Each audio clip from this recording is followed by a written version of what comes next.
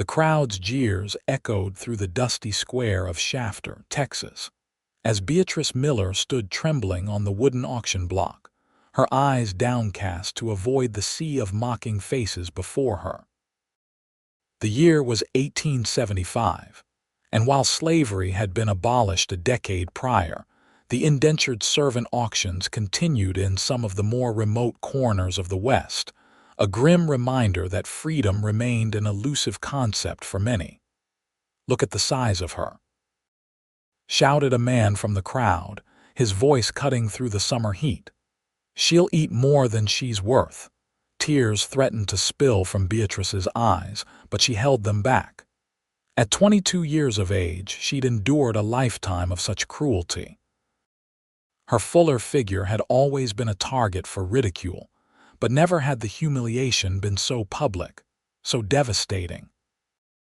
The past 3 years, as an indentured servant to the Thornton family, had been brutal, and when they decided to sell her contract to recoup gambling debts, Beatrice knew her fate would only worsen. "Starting bid for this one is $10, announced the auctioneer, a thin man with yellowed teeth who didn't bother to hide his disdain. "Though you'll need to factor in extra feed," the crowd roared with laughter. Beatrice clutched the frayed edges of her too small dress, wishing the ground would open up and swallow her whole. The summer sun beat down mercilessly, making her light brown hair stick to the back of her neck. 3 years remained on her contract, 3 more years of servitude to whoever purchased her today. $5. Someone called out mockingly. $4 and a bottle of whiskey, shouted another, generating more cruel laughter. The auctioneer's face darkened. "Come now, gentlemen. She's strong, can cook and clean, surely worth more than that." "Not with that appetite," someone retorted.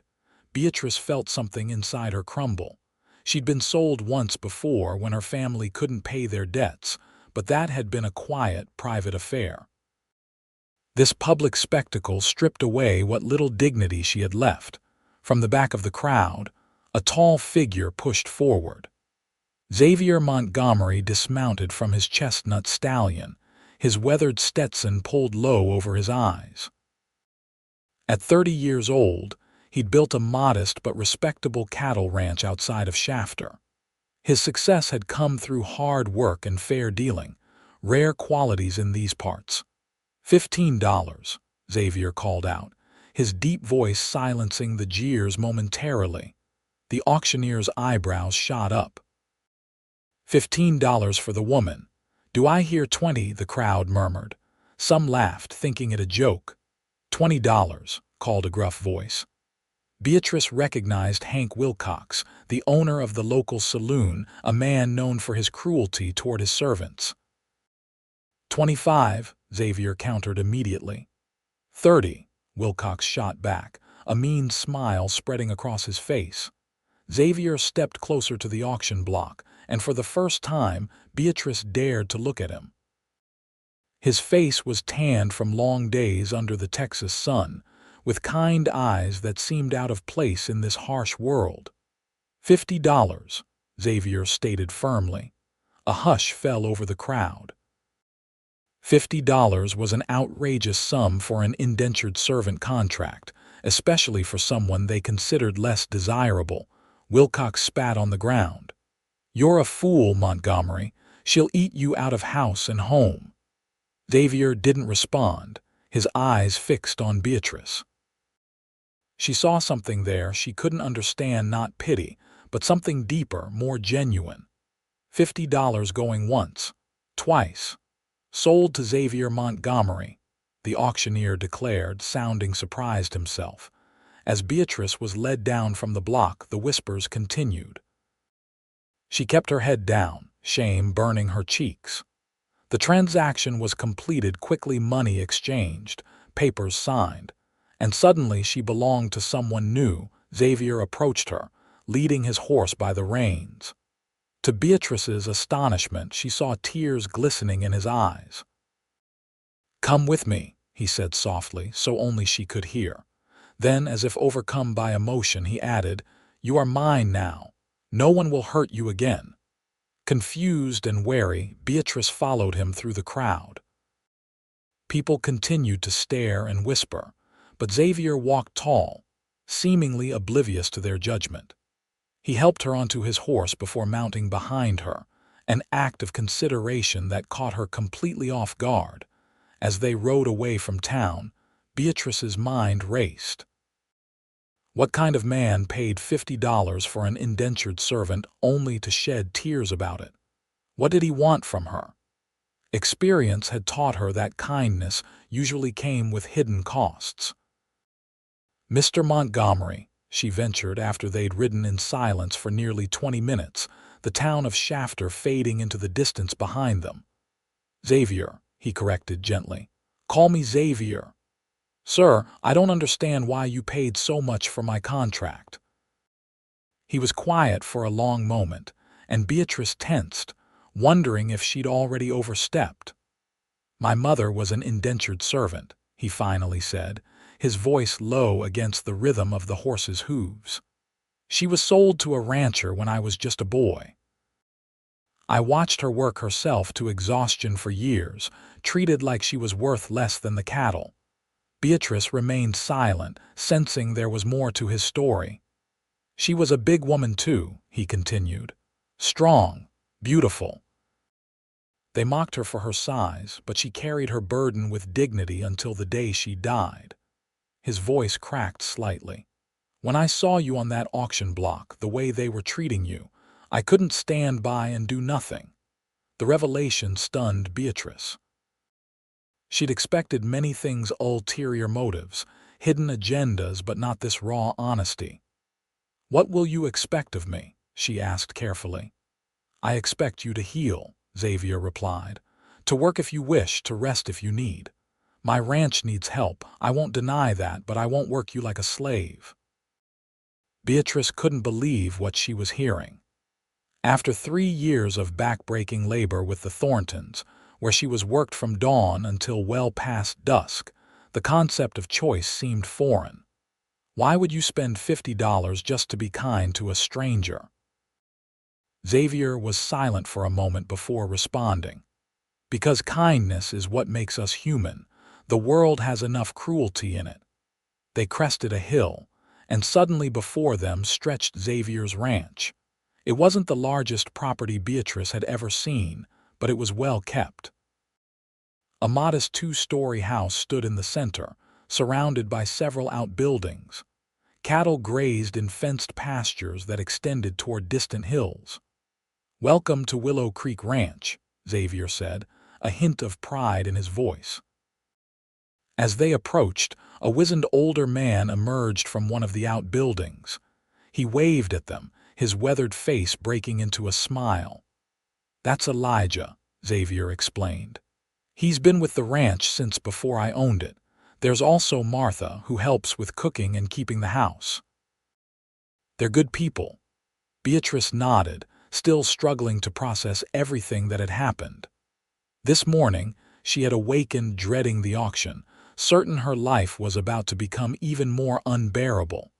Now, she found herself at a pleasant ranch with an owner who spoke to her with respect. Xavier dismounted first, then offered his hand to help Beatrice down.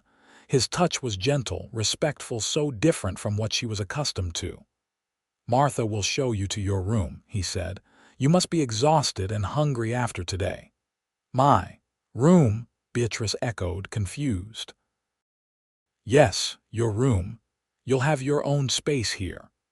At the Thorntons, she had slept in a corner of the kitchen on a thin pallet.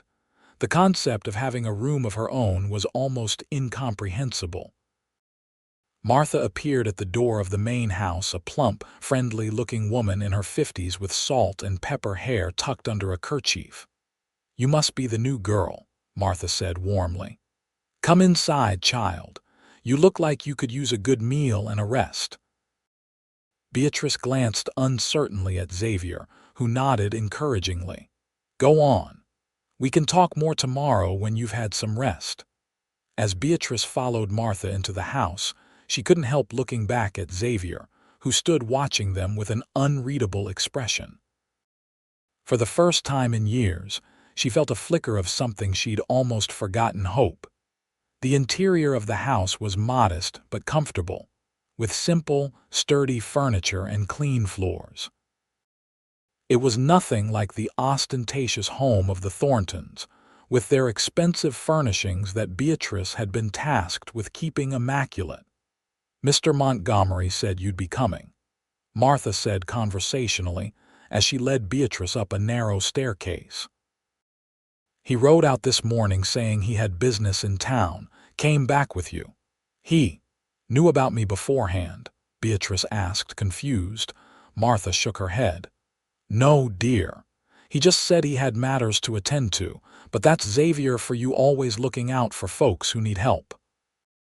They reached a small but clean bedroom at the end of the hallway.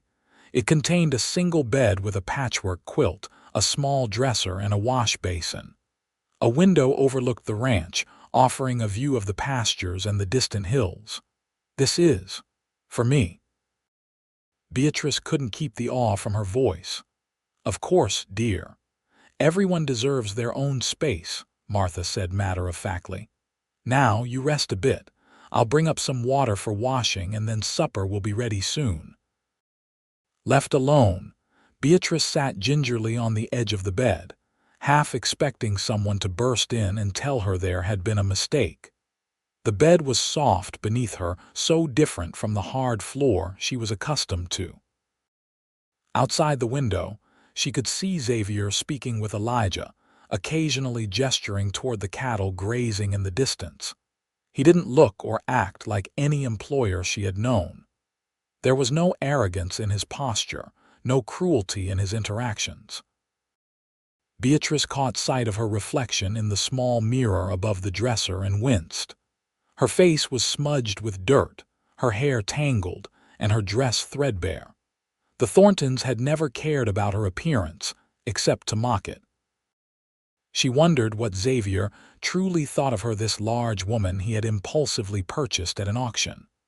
Martha returned with a pitcher of water, a bar of soap, and a clean dress that looked like it might actually fit Beatrice's fuller figure. "This was mine before I got even plumper," Martha said with a wink. "Should fit you nicely until we can get you some proper clothes of your own." "Thank you," Beatrice whispered, overwhelmed by the simple kindness. After Martha left, Beatrice washed away the grime of the auction block and changed into the clean dress. It felt strange against her skin, soft, well-made, and most importantly, the right size. For years, she'd been forced to squeeze into dresses too small for her frame, adding to her discomfort and the Thorntons' amusement. When she made her way downstairs for supper, she found Xavier, Martha, and Elijah already seated at the kitchen table. To her surprise, they waited for her to join them before beginning the meal. "You look much better," Xavier said with a gentle smile. "More rested." Beatrice ducked her head, unused to compliments. "Thank you for the room and the clothes, sir." "Xavier," he corrected again. "And you're welcome. Everyone deserves basic dignity." The meal was simple but delicious: roast chicken, potatoes, and fresh bread. Beatrice ate carefully, conscious of the comments that had been made about her size at the auction. She was surprised when Xavier placed a second helping on her plate without comment. "Eat your fill," he said simply. "Working ranch means working appetite." Throughout the meal, the conversation flowed naturally between Xavier, Martha, and Elijah. They discussed the cattle, mentioned fence repairs needed on the north pasture, and talked about a neighbor's new foal. What struck Beatrice most was how they occasionally included her in the conversation, asking her opinion or explaining aspects of ranch life, as if she were already part of their small community. "Tomorrow I'll show you around the ranch," Xavier said as the meal concluded. "You can see what we do here and figure out where you might like to help if you're feeling up to it."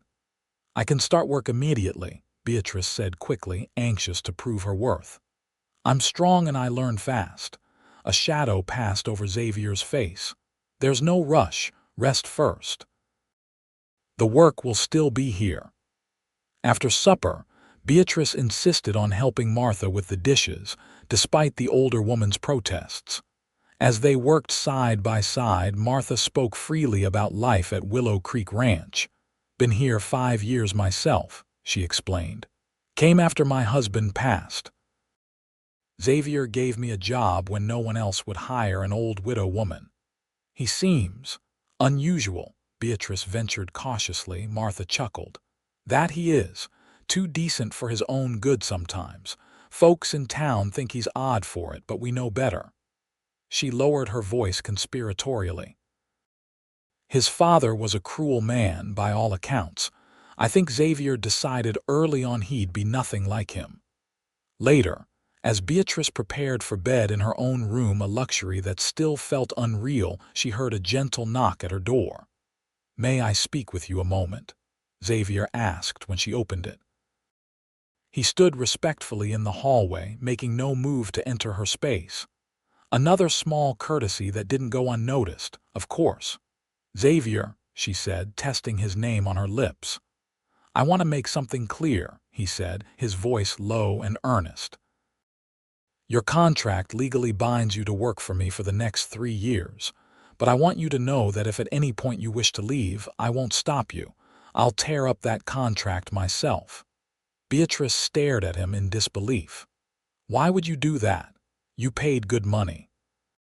"Because no person should own another, contract or no," he said simply.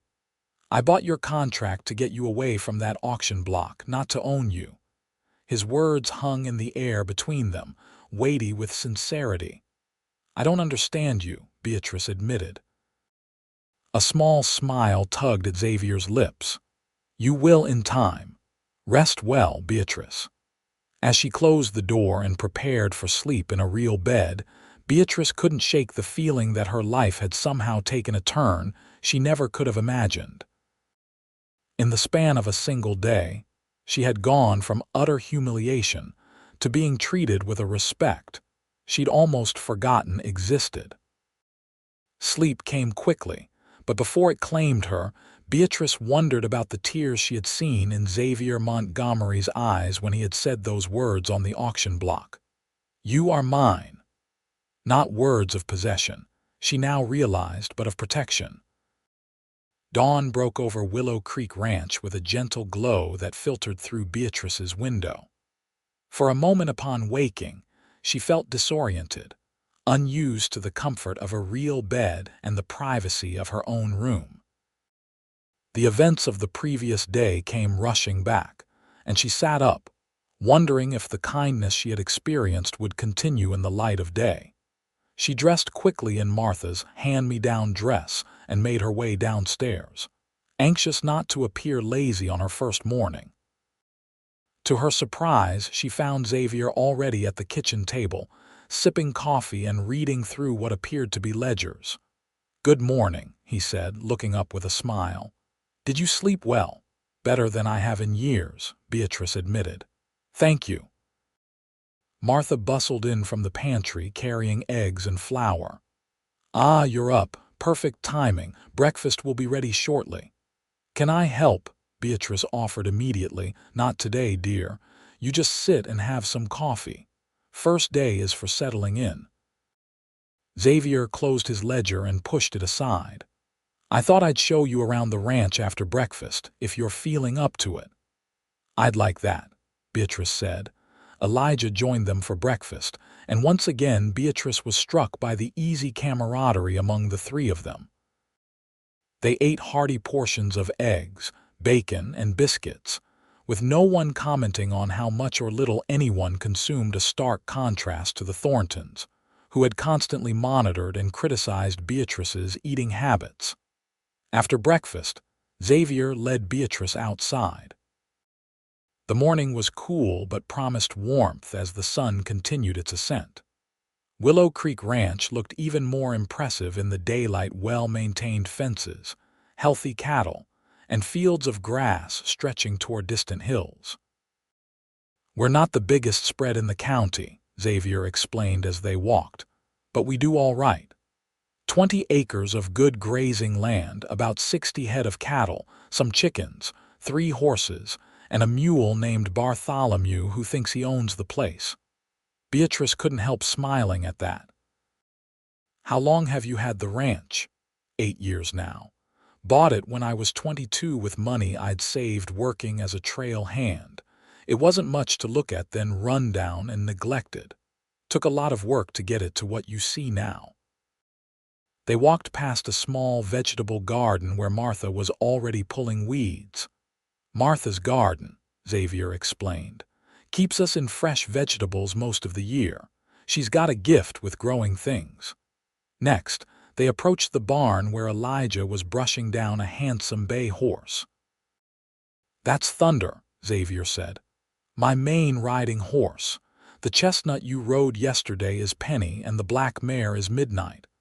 Original names, I know, he added with a self-deprecating chuckle. As they continued their tour, Xavier explained the rhythms of ranch life, the early mornings checking cattle, mending fences, the seasonal work of branding and roundups. Beatrice listened attentively, noting how his face lit up when he spoke about his land and animals. What did you do for the Thorntons? Xavier asked as they paused by a small creek that gave the ranch its name. Beatrice tensed slightly at the mention of her former employers. Everything, Sir Xavier. Cooking, cleaning, laundry, tending their garden. Mrs. Thornton was particular about her house. Xavier's expression darkened. Were they cruel to you? Beatrice hesitated, unused to being asked about her own experiences. They were not kind, she said finally. Mr. Thornton had a temper, especially when he drank, which was often. Mrs. Thornton enjoyed finding fault with my work. And they mocked your size, Xavier stated rather than asked, his jaw tightening. Yes, they reduced my food rations and then ridiculed me when my clothes no longer fit properly. The admission made her cheeks burn with shame. Xavier's hands clenched into fists momentarily before he consciously relaxed them. People can be needlessly cruel about things that don't matter, he said quietly. My mother endured the same. She would say that the measure of a person isn't in their size but in their heart. They walked in companionable silence for a while, following the creek as it wound through a stand of willow trees. What would you like to do here, Beatrice? Xavier asked suddenly. If you could choose your work. The question caught her off guard. No one had ever asked her preference before. I'm good with cooking and keeping house, she said cautiously. But I also enjoyed working in the garden at the Thorntons when they let me. Xavier nodded thoughtfully. Martha could use help with both. She's getting older, though she'd box my ears for saying so. He smiled. And if you're interested in learning other aspects of ranch work, I'm happy to teach you. You would teach me ranch work, even though I'm... Beatrice gestured vaguely at herself, unable to complete the sentence. Xavier's expression grew serious. Your size has nothing to do with your capabilities, Beatrice. Some of the strongest, most capable ranch hands I've known have been big men and women. His matter-of-fact acceptance of her body was so unexpected that Beatrice found herself blinking back tears. She had spent so many years being judged and found wanting based solely on her appearance that Xavier's attitude seemed almost too good to be true. For today, Xavier continued, seemingly unaware of her emotional reaction, just observe and rest. Tomorrow, you can start helping Martha if you'd like, or shadow Elijah or me. The choice is yours. As they headed back toward the house, they passed a small fenced area where a mother cow nursed a wobbly-legged calf. Born yesterday, Xavier explained, his voice softening. First calf of the season. Always a good omen. Beatrice watched the tender interaction between mother and baby, feeling an unexpected kinship with the gentle-eyed cow protecting her young.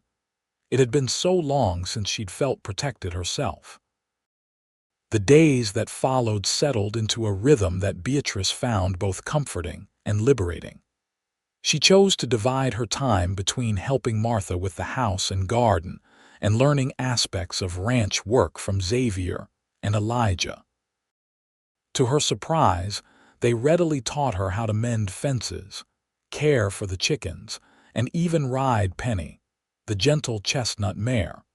What struck Beatrice most was how differently she was treated at Willow Creek Ranch. No one commented on how much she ate at meals or mocked her when physical labor left her breathless. Instead, Martha would casually mention that Beatrice had good, strong hands for kneading bread, and Elijah observed that she had a natural way with the animals. Xavier, for his part, maintained a respectful distance that Beatrice found both confusing and comforting. He was unfailingly kind, often finding small ways to make her feel valued, complimenting her cooking, thanking her for tasks completed, asking her opinion on matters relating to the ranch. Yet there was a reserve about him, as if he were carefully maintaining boundaries between them. 2 weeks after her arrival at Willow Creek Ranch, Beatrice was gathering eggs in the hen house when she heard raised voices near the main house. Curious, she peered through the open door to see Xavier confronting a familiar figure, Hank Wilcox, the saloon owner who had bid against him at the auction. "I'm telling you, Montgomery, I'll give you $75 for her contract." "That's 25 more than you paid," Wilcox was saying, his voice carrying across the yard. "She's not for sale, Wilcox," Xavier replied, his tone ice cold. "Not at any price." "Come now, be reasonable," Wilcox pressed. "Big girl like that must eat you out of house and home." "My establishment could use someone sturdy for the heavy work." Beatrice felt her chest tighten. Wilcox's reputation for mistreating his servants was well known. The women who worked in his saloon were often subjected to the unwanted advances of patrons, with little protection from their employer. "I said no." Xavier's voice had dropped to a dangerous quiet. "Now get off my property before I forget my manners." "You always were soft, Montgomery," Wilcox sneered. "Just like your mother. That fat woman had you wrapped around her finger before she finally—" He never finished the sentence. Xavier's fist connected with Wilcox's jaw, sending the man staggering backward. Beatrice gasped, nearly dropping her basket of eggs. "Never speak of my mother again," Xavier said, standing over Wilcox, who now sat in the dust, holding his jaw. "And never come back here asking about Beatrice. She's under my protection now." Wilcox spat blood onto the ground and climbed unsteadily to his feet. "You'll regret this, Montgomery. Nobody turns down good money unless there's something else going on." His eyes narrowed. "Got yourself sweet on the fat girl, have you?" Xavier took a step forward, and Wilcox hastily retreated to his horse. "This isn't over," he called as he mounted and rode away.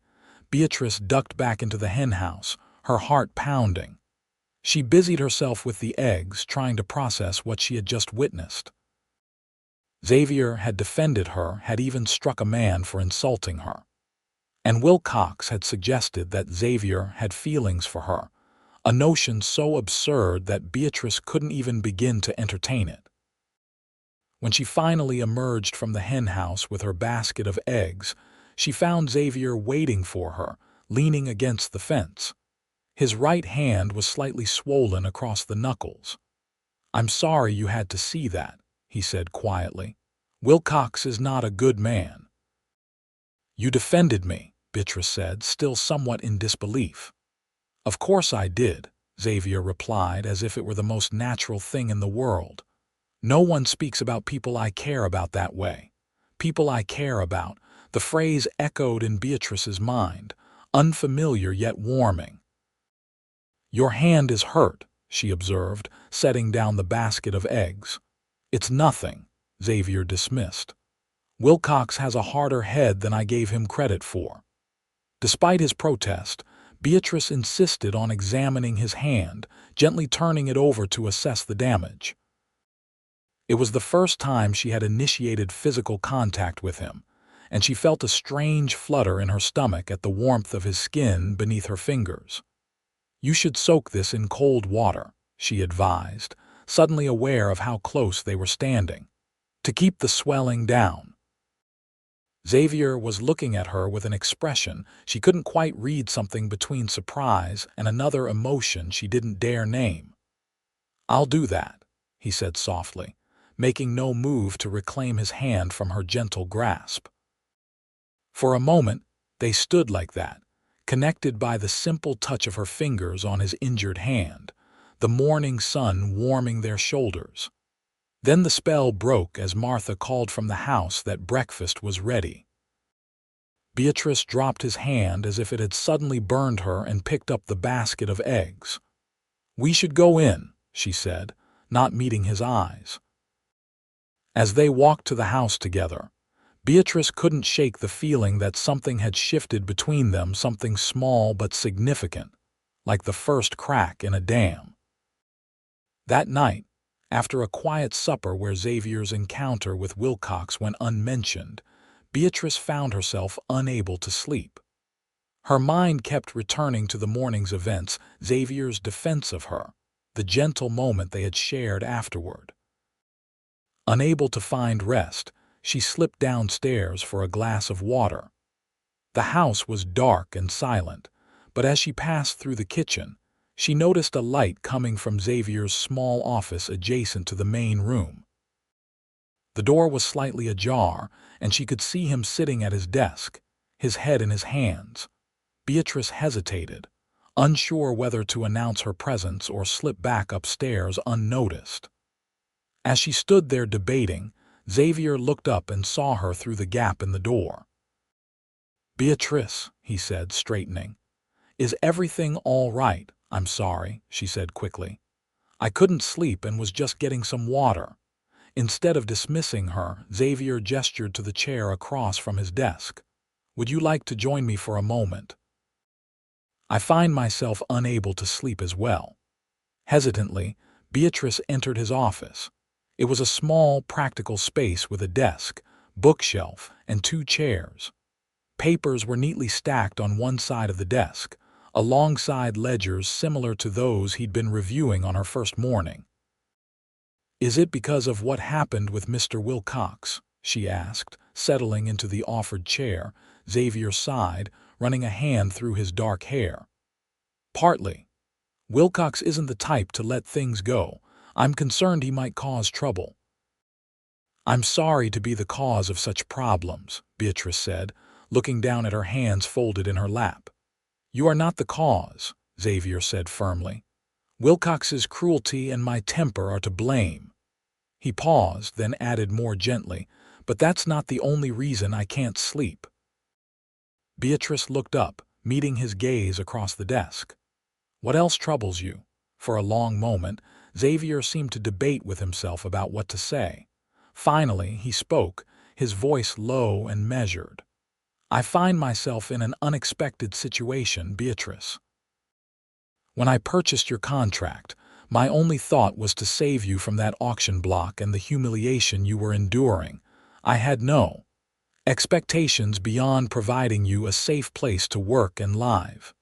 You've done that," Beatrice assured him. "More than I could have ever hoped for." "Yes, but now—" He trailed off, then started again. "Now I find myself thinking of you not as someone under my employment, but as a woman I admire greatly." The admission hung in the air between them, momentous and fragile. "I don't understand," Beatrice whispered, though part of her was beginning to. Xavier leaned forward, his elbows on the desk, his eyes earnest. "I admire your strength, Beatrice. Your kindness despite all you've endured. The gentle way you have with the animals, the care you show Martha and Elijah. Even today, your concern for my hand when you had every reason to be upset about the situation with Wilcox." Beatrice felt heat rise to her cheeks. "I'm just an ordinary woman, Xavier, nothing special." "That's where you're wrong," he said softly. "You are extraordinary in ways you don't even recognize."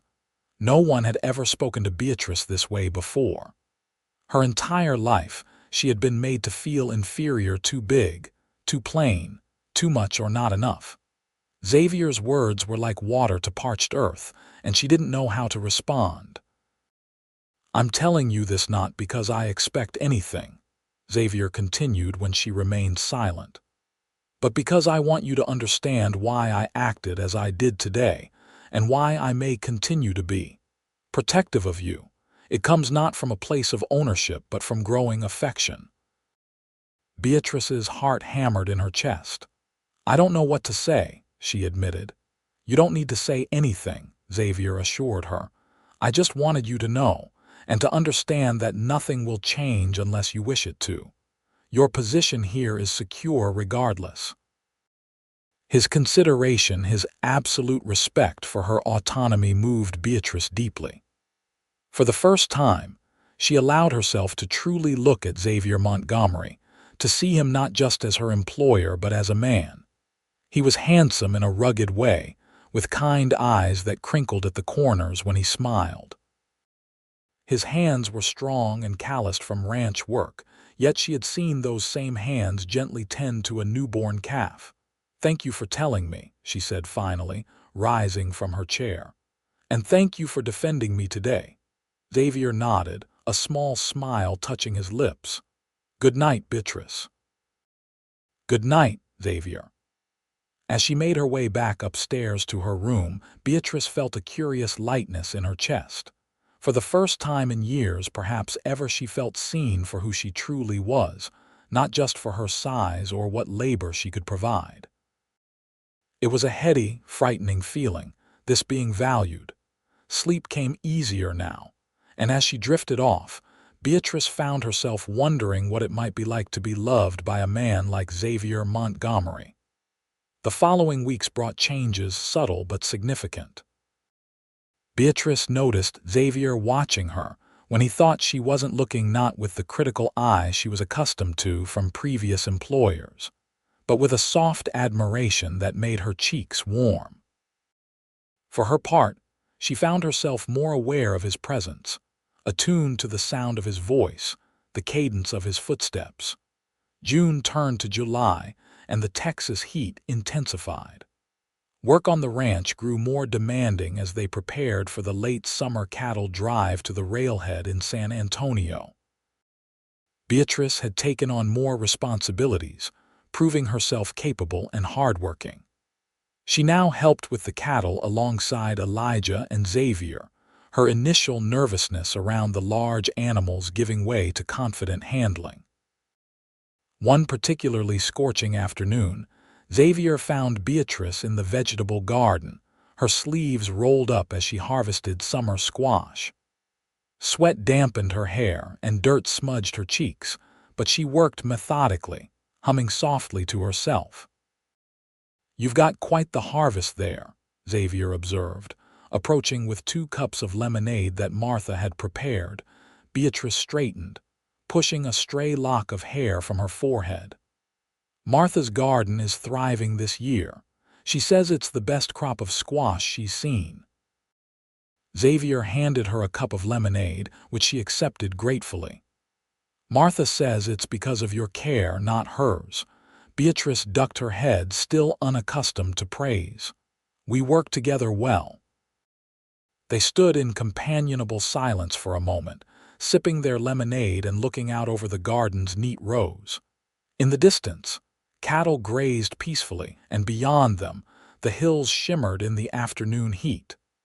"I'm heading into town tomorrow," Xavier said eventually. "Need to purchase supplies for the cattle drive. Would you like to come along?" Beatrice hesitated. She hadn't left the ranch since arriving 2 months earlier, and the thought of facing the townspeople who had witnessed her humiliation at the auction block filled her with dread. "I'm not sure that's a good idea," she said quietly. "The people in town, they'll remember." Xavier's expression softened with understanding. "They might," he acknowledged, "but sooner or later you'll need to face them. Better on your own terms with me beside you than caught by surprise." Beatrice considered his words. She had found a measure of peace and confidence at Willow Creek Ranch, surrounded by people who valued her. Perhaps it was time to test that newfound strength. "All right," she agreed. "I'll come with you." The next morning, Beatrice dressed in her newest dress, a blue calico that Martha had helped her sew the previous week. It fit her properly, neither straining across her ample bosom nor hanging shapelessly. Her hair, usually tied back simply for work, she arranged in a more becoming style, securing it with a ribbon that matched her dress. When she descended the stairs, she found Xavier waiting in the front room. He turned at her approach, and the expression that crossed his face, surprise followed by undisguised admiration, made Beatrice's heart skip. "You look beautiful," he said simply. The compliment, delivered so straightforwardly, left Beatrice momentarily speechless. "Thank you," she managed finally. Martha helped with the dress. "It's not the dress I'm complimenting," Xavier replied, offering his arm. "Though it is lovely." The ride to Shafter took just under an hour. As they approached the town, Beatrice felt her anxiety returning. Xavier seemed to sense her tension, because he reached across from his saddle to briefly squeeze her hand. "Remember, you have nothing to be ashamed of," he said firmly. "Hold your head high."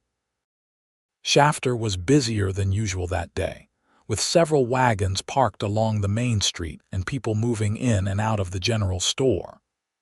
As Xavier and Beatrice dismounted in front of the mercantile, Beatrice was acutely aware of the stares turning their way. "Isn't that the woman from the auction? The big one Montgomery bought? What's she doing dressed up like that?" The whispers were not as discreet as their speakers imagined. Beatrice felt her face flush with embarrassment, but she remembered Xavier's words and kept her chin up as they entered the store. Inside the mercantile, Mr. Finch, the proprietor, greeted Xavier warmly before his eyes fell on Beatrice.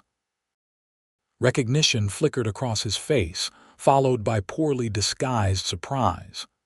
"Mr. Montgomery," he said, recovering quickly. "What can I help you with today?" "We need supplies for the cattle drive," Xavier replied, emphasizing the "we" slightly. "Miss Miller here has prepared a list." Beatrice produced the carefully written list of provisions they needed. Mr. Finch took it, his eyebrows raising slightly at being asked to deal directly with her. "I'll gather these items for you," he said, his tone professional if not particularly warm. As Mr. Finch moved around the store collecting their supplies, Xavier turned to Beatrice. "I need to step over to the bank for a moment. Will you be all right here?" Beatrice nodded, though inwardly she felt a flutter of apprehension at being left alone. "I won't be long," Xavier assured her, as if sensing her discomfort. He squeezed her hand briefly before departing, leaving Beatrice standing near the counter. No sooner had Xavier left than the bell above the door jingled, and 3 women entered the store. Beatrice recognized them immediately: Mrs. Thornton, her former employer, accompanied by Mrs. Wilcox and Mrs. Parker, the doctor's wife. Mrs. Thornton stopped short when she saw Beatrice, her eyes narrowing. "Well, if it isn't my former servant," she said loudly enough for everyone in the store to hear. "Playing at being a lady, are we?" Beatrice's throat went dry, but she forced herself to stand tall. "Good morning, Mrs. Thornton," she said, her voice steadier than she felt. "I heard Montgomery bought you," Mrs. Thornton continued, moving closer, her friends flanking her like a small army. "Tell me, does he work you as hard as we did, or does he have other uses for a woman your size?" The insinuation made Beatrice's cheeks burn. Mrs. Wilcox tittered behind her gloved hand, and Mrs. Parker looked scandalized yet fascinated. "Mr. Montgomery is a fair employer," Beatrice said carefully. "I'm treated well at Willow Creek Ranch." "I'm sure you are," Mrs. Thornton said with a malicious smile. My husband said Hank offered a generous sum for your contract, but Montgomery refused. Must be getting his money's worth some other way. Beatrice felt as if the floor were tilting beneath her. The women's cruel laughter seemed to echo in the suddenly silent store. Mr. Finch had stopped his work to watch the confrontation, along with the few other customers present. Just as Beatrice was searching for a response that wouldn't make matters worse, the door opened again, and Xavier strode in. He took in the scene with one glance: Beatrice's flushed face, the three women standing before her with malicious smiles. "Is there a problem here, ladies?" he asked, his voice deceptively calm as he moved to Beatrice's side. "Not at all, Mr. Montgomery," Mrs. Thornton replied sweetly. "Just greeting our former servant. She seems to have landed on her feet with you." Xavier's jaw tightened, but his voice remained even.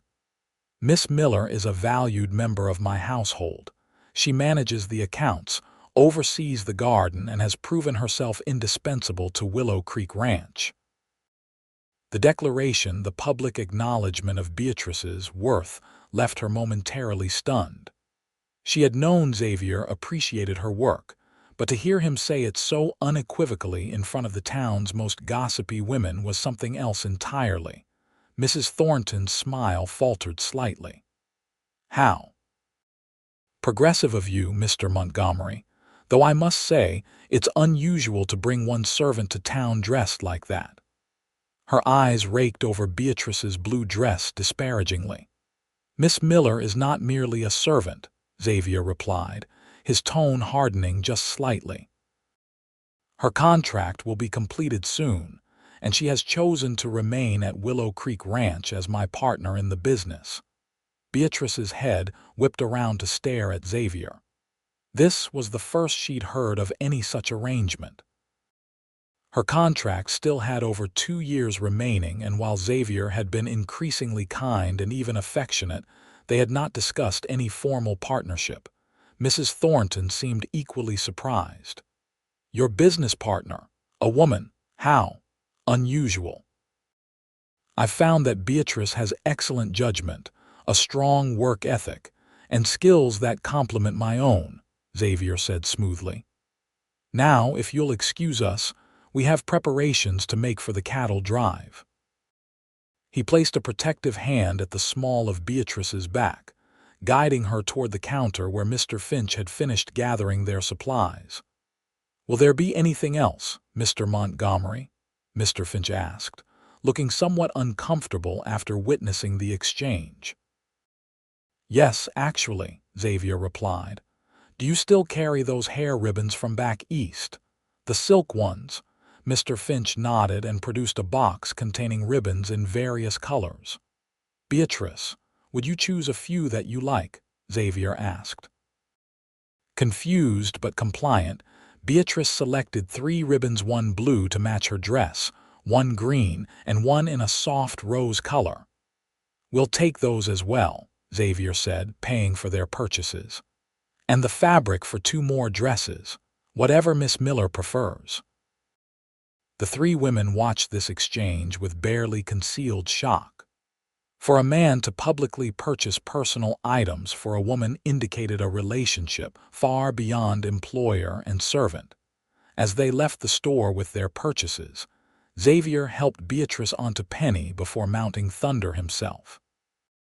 They rode out of town in silence, the weight of the confrontation and Xavier's unexpected declarations hanging between them. It wasn't until they were well outside of Shafter that Beatrice finally spoke. "Why did you tell them I was to be your business partner?" Xavier glanced over at her, his expression serious. "Because I intend to make it true if you're willing." Beatrice stared at him in disbelief. "But my contract—" "Hang the contract," Xavier interrupted. "I told you before I'll tear it up myself. You're not my servant, Beatrice. You never have been, not in my eyes." They had reached a small creek, and Xavier guided Thunder to stop in the shade of a cottonwood tree. Beatrice followed suit with Penny, and they dismounted to let the horses drink. "Then what am I to you?" Beatrice asked, her voice barely above a whisper. Xavier turned to face her fully, his expression more open and vulnerable than she had ever seen it. "You are the woman I've grown to care for deeply, the woman I admire and respect, the woman I would like to court properly if she'll allow it." Beatrice felt as if all the air had been pulled from her lungs. "Court me? But if you say too big or anything of that nature, I'll be sorely disappointed," Xavier cut in gently. "You are exactly as you should be, Beatrice Miller, perfect in my eyes." Tears welled in Beatrice's eyes, not of sadness but of overwhelming emotion.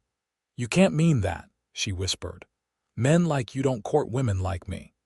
Xavier stepped closer, close enough that she could see the different shades of brown in his eyes. "And what kind of man am I, Beatrice?" "Handsome," she said without thinking. "Kind. Respected. You could have any woman in the county." A small smile touched Xavier's lips. "Yet the only woman I want is standing right in front of me, doubting her own worth because others were too blind to see it." Slowly, giving her every opportunity to step away, Xavier raised a hand to cup her cheek. His touch was gentle, almost reverent, and Beatrice found herself leaning into it despite her fears. "I have watched you these past months," Xavier continued softly. "Seen your strength, your kindness, the way you bring light into every room you enter. I didn't plan to feel this way, Beatrice, but I can no longer deny that my heart belongs to you if you want it." A tear slipped down Beatrice's cheek and Xavier caught it with his thumb. "How can this be real?" she whispered. "After everything, after the auction block." "The auction block brought you to me," Xavier said, "and while I hate the humiliation you endured there, I cannot regret the outcome that brought you into my life." For a long moment they stood there beside the creek, the horses drinking peacefully, the summer sun filtering through the cottonwood leaves above them. Beatrice looked into Xavier's eyes and saw nothing but sincerity, no mockery, no ulterior motive, just open, honest affection. "I care for you too," she admitted finally, her voice small but steady. "More than I thought possible." The smile that broke across Xavier's face was like the sun emerging from behind clouds, radiant and warming. "Then may I court you properly, Beatrice Miller? Not as your employer, but as a man who admires you deeply." Beatrice nodded, unable to form words past the emotion closing her throat. "And may I kiss you?" Xavier asked, his voice dropping to a murmur. Another nod, this one accompanied by a shy smile. Xavier leaned in slowly, his hand still cradling her cheek. When his lips met hers, Beatrice felt as though the world around them had faded away. The kiss was gentle, tender, a promise rather than a demand. It lasted only a moment, but when Xavier pulled back, Beatrice knew that something fundamental had changed between them. "We should head back," Xavier said softly, though he made no move to step away from her. "Martha will wonder what's kept us." Beatrice nodded, suddenly shy again. "What will we tell them?" "Elijah and Martha," Xavier smiled, tucking a strand of hair behind her ear. "The truth. That I'm courting the most remarkable woman in Texas, if she'll have me." As they mounted their horses and continued toward Willow Creek Ranch, Beatrice felt a lightness she had never known before. The cruelty of Mrs. Thornton and her friends seemed distant and unimportant compared to the warmth of Xavier's regard. For the first time in her life, Beatrice began to believe that perhaps her size didn't define her worth, that she could be loved for who she was, not despite it, but including it.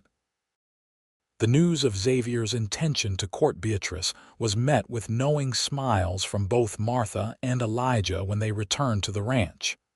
"About time," Martha declared, patting Xavier's cheek affectionately. "I've been watching you moon over this girl for weeks." Elijah simply nodded, a rare smile creasing his weathered face. "Miss Beatrice is good for you, boss, and good for the ranch." Their easy acceptance further confirmed for Beatrice that she had found not just employment at Willow Creek Ranch, but a true home among people who saw her value. The courtship that followed was unlike anything Beatrice had imagined for herself.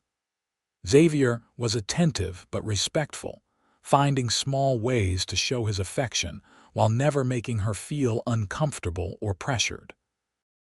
He brought her wildflowers from the pasture, read to her in the evenings from his small collection of books, and listened intently when she shared stories from her childhood.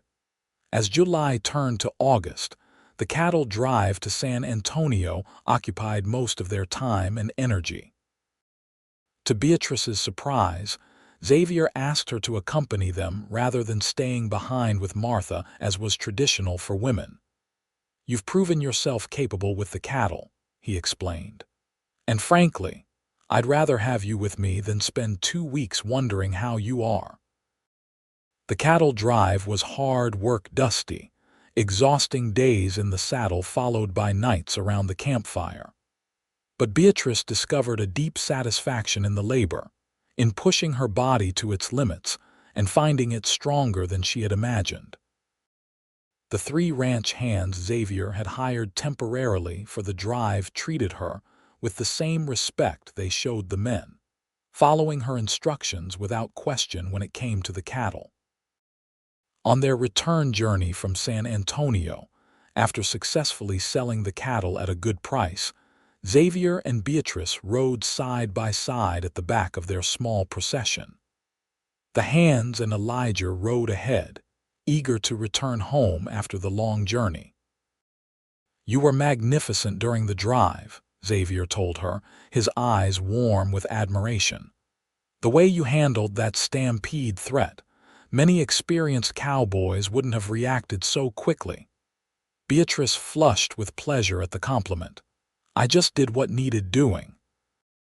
"That's what makes you special," Xavier said. "You see what needs to be done and do it without fanfare or complaint."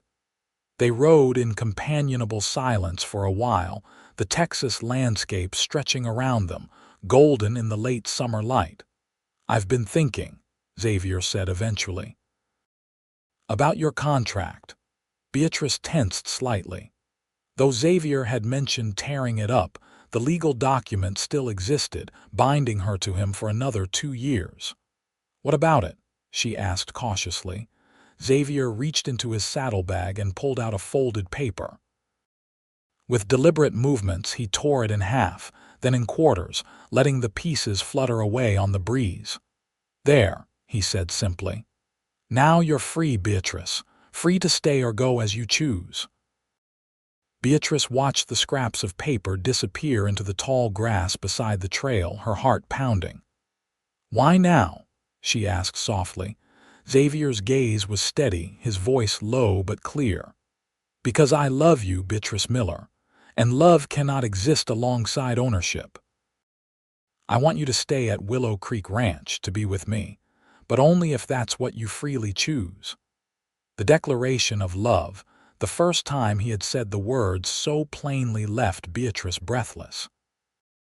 She reined Penny to a stop, and Xavier did the same with thunder, turning in his saddle to face her fully.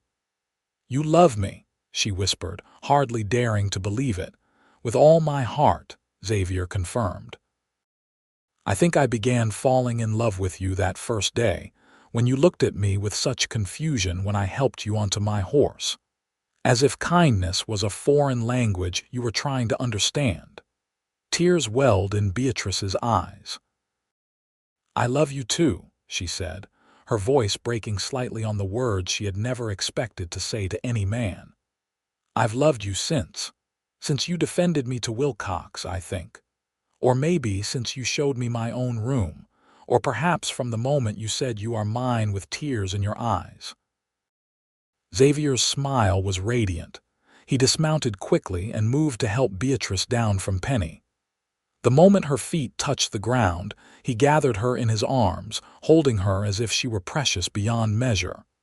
"Will you stay?" he asked against her hair. "Not as my servant, not even as my employee, but as my equal, my partner in all things," Beatrice pulled back slightly to look into his face. "Yes," she said simply. "Yes to all of it." Xavier's kiss was different this time, still tender, but with an underlying passion that made Beatrice's heart race. His arms around her were strong and sure, and for the first time in her life, Beatrice didn't feel too big or too much. In Xavier's embrace, she felt exactly right. When they finally broke apart, both slightly breathless, Xavier rested his forehead against hers. "There's something else I want to ask you," he said softly, "but it can wait until we're home." "Ask me now," Beatrice urged, her hands resting on his chest, feeling the steady beat of his heart beneath her palms. Xavier smiled, then stepped back and, to Beatrice's astonishment, lowered himself to one knee in the dusty trail. "Beatrice Miller," he said, looking up at her with eyes full of love, "will you do me the extraordinary honor of becoming my wife? Of building a life with me at Willow Creek Ranch? Of growing old beside me and sharing whatever joys and sorrows the years may bring?" Joy bubbled up inside Beatrice, bright and effervescent. "Yes," she said, pulling him to his feet and into her arms. "Yes, Xavier Montgomery, I will marry you." They rode the rest of the way home side by side, making plans for their future together. The wedding would be small. They decided just their friends from the ranch and a few trusted neighbors, with the ceremony performed by the circuit preacher who came through Shafter once a month.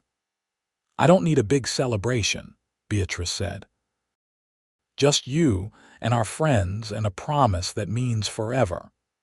Xavier reached across the space between their horses to squeeze her hand. "That sounds perfect to me." When they arrived back at Willow Creek Ranch, Martha took one look at their joined hands and beaming faces and declared, "Well, it's about time. I was beginning to think I'd have to lock you two in the root cellar together to get things moving." The weeks leading up to the wedding were busy but joyful. Martha helped Beatrice sew a wedding dress from the finest fabric they could find in Shafter, a creamy ivory that complemented Beatrice's complexion, and was cut to flatter her curves rather than disguise them. For the first time in her life, Beatrice looked in the mirror and felt beautiful, not despite her size but with it. Word of the upcoming marriage spread through the county, generating reactions ranging from genuine congratulations to malicious gossip. Hank Wilcox was heard commenting loudly in his saloon that Montgomery must be blind or desperate to marry that big girl from the auction block, while Mrs. Thornton told anyone who would listen that Beatrice had obviously trapped the poor man somehow. But for every cruel remark, there were neighbors and acquaintances who expressed genuine good wishes. Mr. Finch from the Mercantile sent a china tea set as a wedding gift. The blacksmith's wife brought a hand-stitched quilt. Even Dr. Parker stopped by the ranch to offer his congratulations, pointedly mentioning that his wife was sadly mistaken in her assessment of Miss Miller's character. The day of the wedding dawned clear and bright, with a hint of autumn crispness in the September air. Beatrice stood in her room, Martha fussing with the final adjustments to her dress, nervous excitement fluttering in her stomach. "You look beautiful, dear," Martha said, stepping back to admire her handiwork. "Xavier won't be able to take his eyes off you." Beatrice smiled, touching the rose-colored ribbon that secured her hair, the same ribbon Xavier had bought her on that pivotal day in town. "I never thought I'd have this," she admitted softly. "A man who loves me, a real home, people who care about me." Martha's eyes grew misty. "Some of us have to wait a bit longer for our blessings, dear. Makes us appreciate them all the more when they come." The ceremony took place under the large willow tree near the creek, with Elijah giving Beatrice away and Martha standing as her witness. The circuit preacher, a kind-faced older man named Reverend Johnson, performed the service with genuine warmth. When Xavier took her hands in his and repeated his vows, His voice was steady and sure. "I, Xavier Montgomery, take you, Beatrice Miller, to be my lawfully wedded wife, to have and to hold from this day forward, for better, for worse, for richer, for poorer, in sickness and in health, to love and to cherish, till death us do part." As Beatrice spoke her own vows, she was struck by how far she had come from that humiliating day on the auction block. From a woman so broken, she could barely meet anyone's eyes, to a bride standing tall and proud before the man she loved. "I, Beatrice Miller, take you, Xavier Montgomery, to be my lawfully wedded husband." Her voice was clear and strong, carrying across the small gathering of witnesses and beyond, to the hills and open sky of the land that had become her home. When Reverend Johnson pronounced them husband and wife, and Xavier leaned in to kiss her, Beatrice felt as though her heart might burst with happiness. The applause and cheers from their small gathering of friends seemed to mark not just the beginning of their marriage, but the complete transformation of her life. The celebration that followed was simple but joyous, a feast prepared by Martha, music from a fiddle played by one of their neighbors, dancing under the stars as evening fell. Beatrice found herself whirling in Xavier's arms, laughing more freely than she had in years. "Are you happy, Mrs. Montgomery?" Xavier asked, his eyes crinkling at the corners as he smiled down at her. "Happier than I ever imagined possible," Beatrice replied, leaning up to kiss him briefly. "And you?" "I have everything I could ever want," he assured her, pulling her closer as they swayed to the music. A beautiful wife, a thriving ranch, and a future full of promise. As the celebration wound down and their guests departed with final congratulations, Xavier led Beatrice back toward the house, their house now, truly shared between them as equals. That night, as husband and wife, they discovered a new dimension to their love, one built on tender touches and whispered affirmations. Xavier's reverence for Beatrice's body, his obvious admiration for every curve and softness, healed wounds deep within her that she hadn't even realized still ached. "You are so beautiful," he murmured against her skin. "Every inch of you precious to me." In his arms, Beatrice found not just physical pleasure, but a profound sense of belonging, of being truly seen, truly valued, truly loved. The seasons turned, and with them, Willow Creek Ranch prospered under the joint management of Xavier and Beatrice Montgomery. They worked side by side through the autumn roundup and the quiet winter months, through spring calving and summer heat. Together they expanded the cattle operation, added sheep to diversify their income, and built a new, larger barn. A year after their wedding, Beatrice discovered she was expecting their first child. Xavier's joy at the news was boundless. He whooped loud enough to startle the chickens, then lifted Beatrice in a careful embrace that made her laugh through happy tears.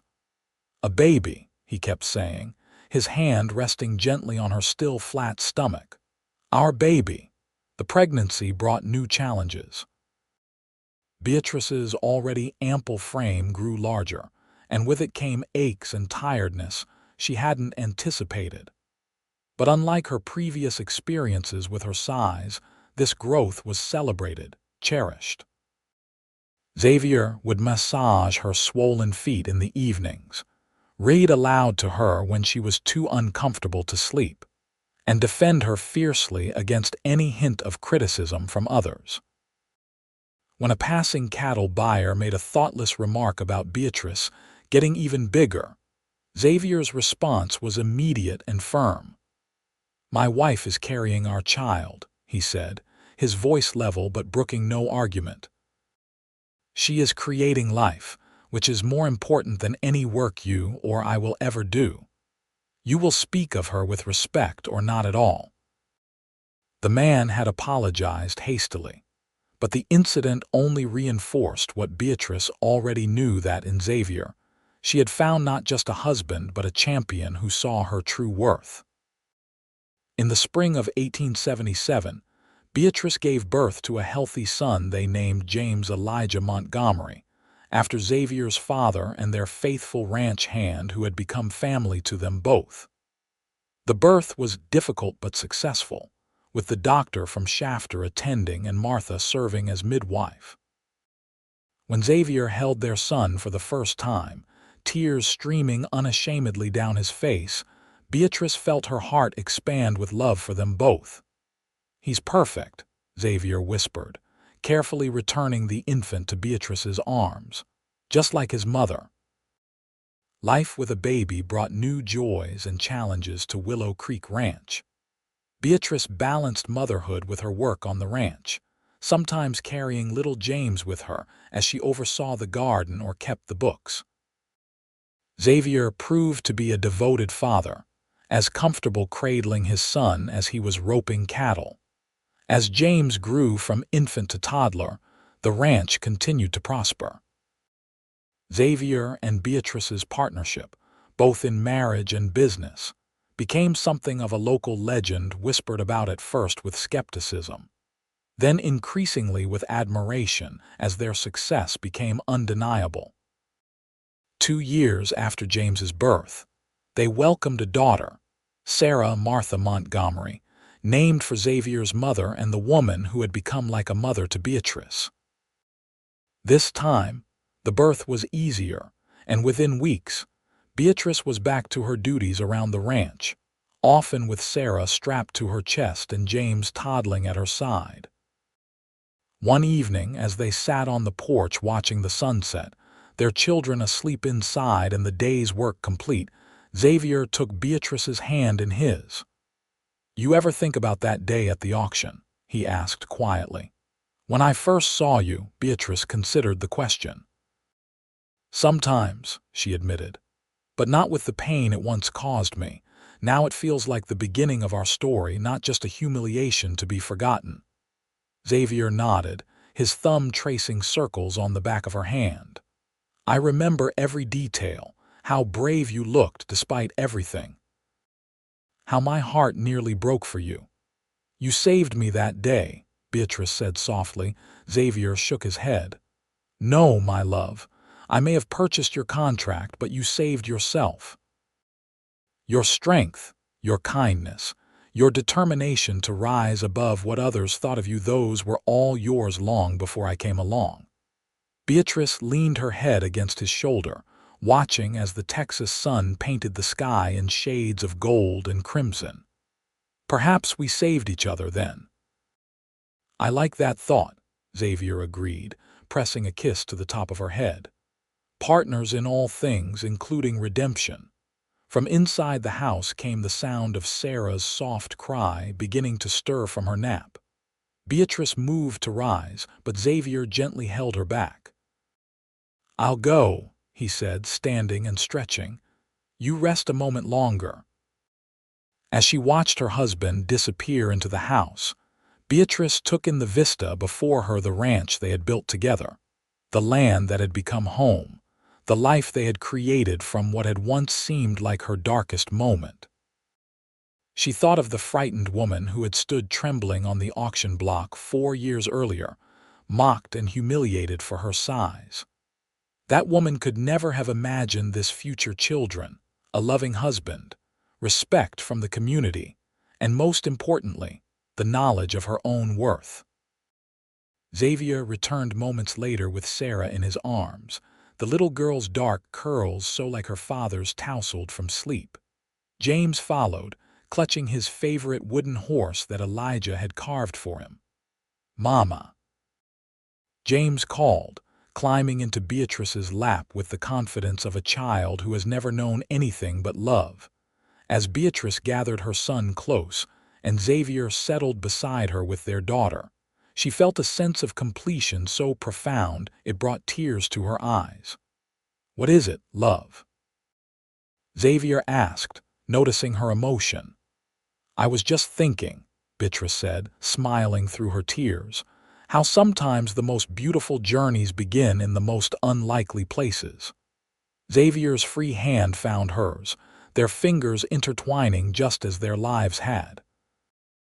and how the most precious treasures are often those others fail to see the value in," he added, his eyes filled with the same love that had been there on that fateful day when he had said, with tears in his eyes, "You are mine." "I am yours," Beatrice affirmed softly, "and you are mine. And together, we are exactly as we should be." As the sun dipped below the horizon, casting long shadows across Willow Creek Ranch, the Montgomery family sat together in contentment, their story begun in humiliation and tears at an auction block, continuing to unfold in love, respect, and the quiet certainty that they had found in each other exactly what they needed most: acceptance, value, and the courage to see beauty where others saw only flaws.